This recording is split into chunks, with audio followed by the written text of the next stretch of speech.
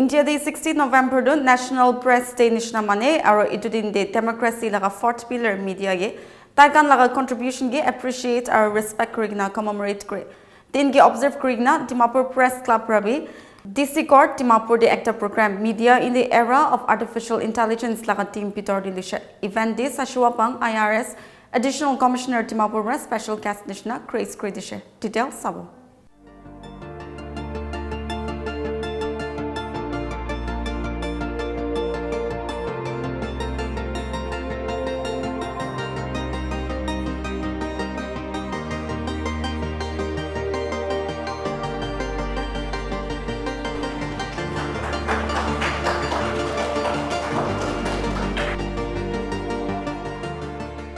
The way we consume news has drastically changed over the years.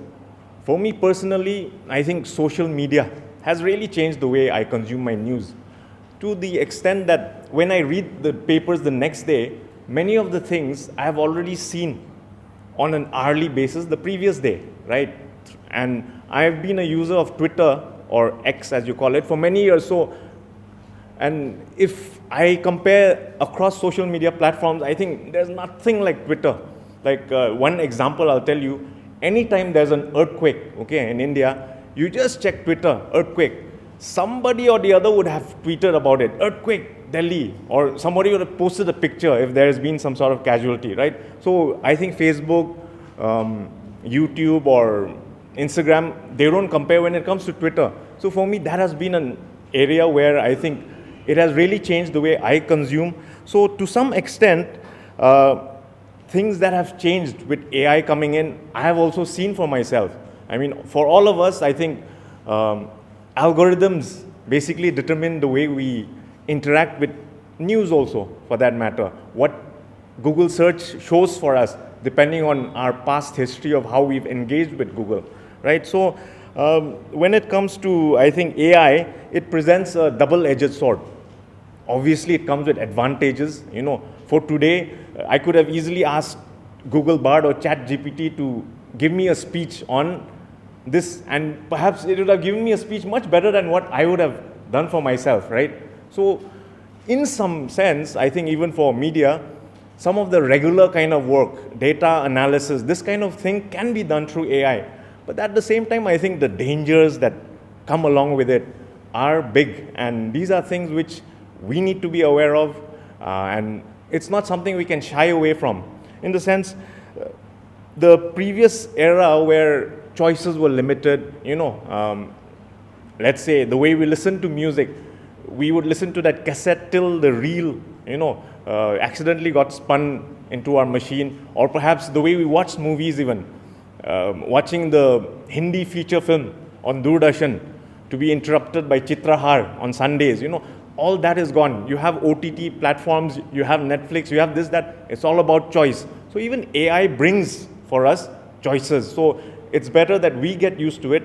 I'm sure even in the media, the younger lot, you come with more knowledge on these things also. And it's the older lot that needs to adjust and learn many of these things. But it's unavoidable because look at Twitter, for example. Look at the fact that every politician now needs to have a Twitter account. It has become another way. Instead of holding a press conference, he can say something in 128 words, 256 letters, whatever, to at least make a point. So newspapers also, I think almost all the papers have an Instagram account. It has become one more way to spread, right? So we are no longer dependent on the route of a delivery boy who sends the papers to get to the crowd. Because of the internet, because of affordability of smartphones, I think the way in which news spreads has changed. And accordingly, I think the way the news spreads in wrong ways, you know, viral news, news spreading due to misinformation, wrong news spreading also has become an issue. Because compared to a reporter, somebody with a phone just taking a picture, and that can do so much damage, right? It spreads like wildfire. We've seen in many situations where users with no responsibility, social media users, they do that and that becomes news, right? Whereas for the media, you're always challenged with doing some verification at least before making a statement. So the fastest finger first, these kind of challenges are there for the media. Now, even our traditional challenges which the media would have faced before, be it dealing with the issue of paid news, biased news, be it issues like presenting non-issues as important news, whereas sidelining the actual things, or perhaps the chase for sensationalism, TRP ratings, etc. So these are things which media has to deal with, but in the era of AI, I think these are newer challenges to try and fight. I've been away from Nagaland most of my school, college, and work as well. So it's only in the last 4 odd years where I think I have been here physically, and I've also read local papers such that every day I take 3 of our local papers and I go through them. I have gotten a little more familiar with our local reporters as well. And I can say the credit is due to our Nagaland media fraternity also for largely being impartial and not aligning themselves with only one particular political ideology or with one particular political party. That I can say from my own experience. But having said these few things on AI and media, I don't want to waste this opportunity by giving you a speech, like I said, which ChatGPT would have generated for me, right? It would be ironic given the theme for this year. But as a taxman, I cannot allow this opportunity to go by without talking a little bit about the state of our economy. So just tag along with me even as I present a few things to you. I think you will agree with me that when it comes to our local media, compared to political news, compared to social news, compared to entertainment news, economic news, things to do with analysis of business, economy, taxation, finances, this is an area which doesn't get as much coverage as the others. You will agree with me, right? And I can honestly say, as an IRS officer also, this is something which I did not choose to do, but it was through the exam process that IRS was given to me and I became an accidental taxman. For a state that depends hugely on central funding, I think we need more public discourse on the state in which our economy is running. I'll just present a few numbers. Please don't shut yourself, because many times when it comes to numbers, we just do this, okay? But this is with a point. I'll keep coming back to this number. Out of the money that the government is spending every year, only 12% is coming from money which is earned in Nagaland itself. So in budgetary terms, our own revenue, state's own revenue is 12%, which means 88% we are always dependent on Delhi, right? We are always dependent on central funding to do our everyday work. So then, our economic freedom, our ability to do the things that we want to do is greatly dependent on if we can increase this a little bit more. Our flexibility to do things is restricted. Why? Because out of our budget also, if you see, 2/3 of the budget goes to salaries of government servants and pension. So 66% of what we are spending is a fixed thing already. So with the remaining, we get to do what we want to do. So when we increase the size of the cake exponentially across the board, other things also will increase, right? And when it comes to central funding, one thing is that many times it's a 90-10. In the sense, center says we put in 90%, you put in 10%. But when our own bowl is so less, many times we miss out on a lot of central funding because we cannot even put that 10%.